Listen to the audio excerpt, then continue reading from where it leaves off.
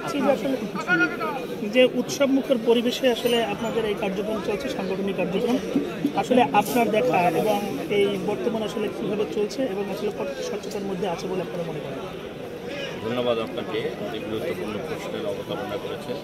অনেক দূর থেকে আপনারা এসেছেন, সাংবাদিক ভাইয়ের আমাদের প্রিয়, আপনাদেরকে একটু নিচে করেন, একটু নিচে করেন। দেখুন, আমাদের চেয়ারম্যান আগামী দিনের রাষ্ট্রনায়ক শহীদ রাষ্ট্রপতি জিয়া রহমান এবং দেশটা তুলে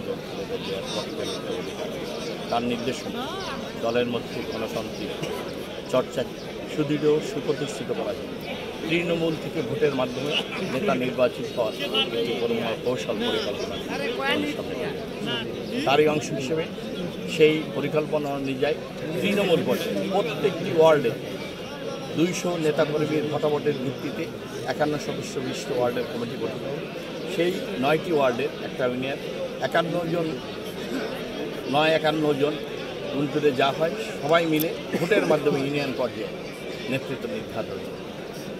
এইভাবে তৃণমূলের মতামতের ভিত্তিতে ইউনিয়ন পর্যায়ে ওয়ার্ড পর্যায়ে প্রত্যেকটি জায়গায় জনগণের নেতাকর্মীদের মতামতের ভিত্তিতে গণতান্ত্রিকভাবে মত প্রকাশের মাধ্যমে নেতা নির্বাচিত হবে সরাসরি ভোটের মাধ্যমে।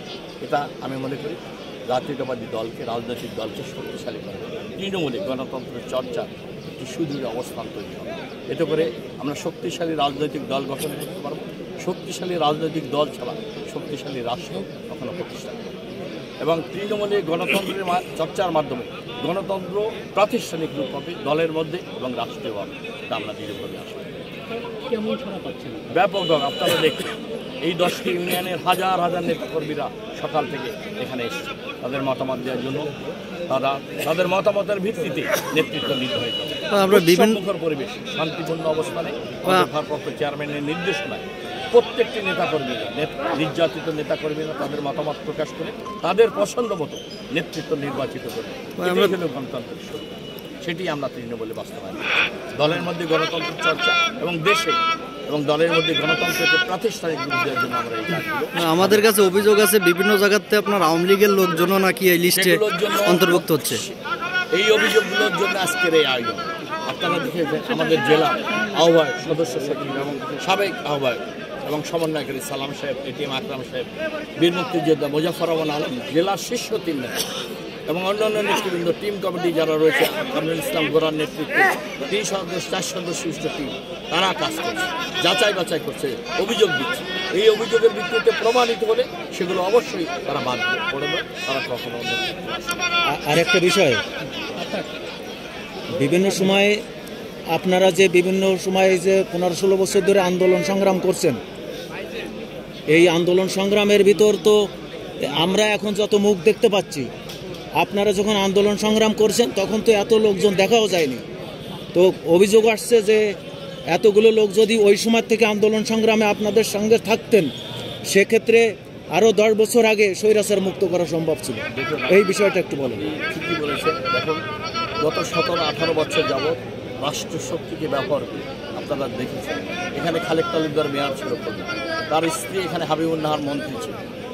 এখানে দুর্দণ্ড প্রতাপে রামপাল মোংলা অত্যাচার নির্যাতন করেছে, আমাদের হাজার হাজার নেতাকর্মীকে ঘর বাড়ি ছেড়া করেছে, মামলা মোকদ্দমায় করে জরাজীর্ণ করে ধ্বংস করে দিয়েছে, হাজার হাজার নেতাকর্মী জেলে নিয়েছে, অত্যাচার করছে, জখম করেছে, হত্যা করেছে।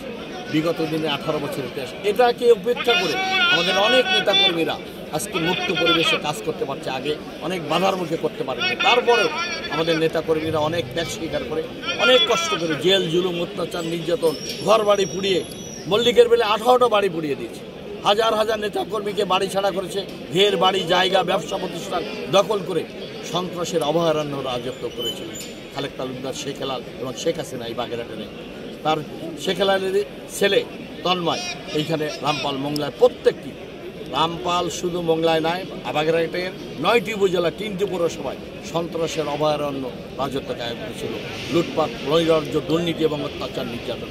এই বিভীষিকাময় অবস্থা ফেস করে জাতীয়তাবাদী দলের নেতাকর্মীরা সীমাহীন আত্মত্যাগ স্বীকার করে লড়াই সংগ্রাম করে আজকের এই জায়গায় এসেছে। আজকে বিএনপি সংখ্যাগরিষ্ঠ মানুষের প্রতিনিধিত্ব করে। আজকের এইখানে মিলন মেলায় আপনারা দেখছেন হাজার হাজার নেতাকর্মীরা।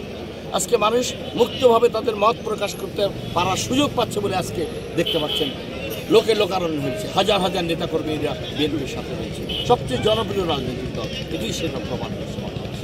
এই উপেক্ষা করে, অত্যাচার নির্যাতন উপেক্ষা করে আমরা সামনের দিকে এগিয়ে যাব এবং গণতন্ত্রকে বাংলাদেশে প্রাতিষ্ঠানিক রূপ দিয়ে মানুষের অধিকার, ন্যায়, বিচার আমরা সমাজে প্রতিষ্ঠা করব।